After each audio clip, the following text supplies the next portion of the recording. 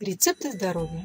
Рецепты маски с льняным маслом для здоровья волос. Льняное масло прекрасно воздействует на волосы. Особенно маски с льняным маслом показаны для сухих, тонких, ломких и секущихся волос. Восстанавливают поврежденную структуру волоса, препятствуют выпадению и придают мягкость, эластичность и блеск волосам. Маска для жирных волос с льняным маслом. Состав этой маски очищает поры и волосы от загрязнений, а также избавляет от перхоти. Для приготовления маски подогрейте на водяной бане до температуры тела 2 столовые ложки льняного масла и добавьте его к стакану 1% кефира. Перемешайте и нанесите на волосы за 40 минут до мытья головы. Маску желательно втереть в кожу головы в течение 10 минут, потом надеть шапочку и выдержать указанное время. При регулярном использовании данной маски жирные волосы приобретают свежесть и дольше остаются опрятными. Маска для сухих волос с льняным маслом можно применять и без добавления в маску других ингредиентов. Чтобы приготовить маску для сухих волос, подогрейте на водяной бане до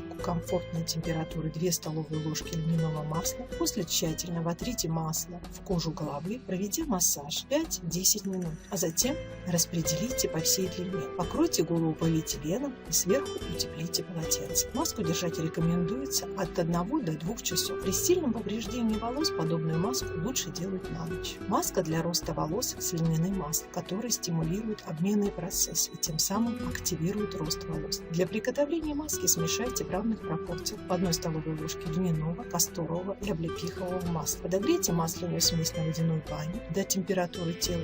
Капните 5 капель эфирного масла розмарина и нанесите маску на кожу головы и всю длину волос. Покройте голову целлофаном и утеплите шарфом или полотенцем. Через час маску смывают большим количеством воды. Используя эти маски, вы сохраните здоровье ваших волос. В следующем видео мы поговорим о масках с льняным маслом для кожи лица.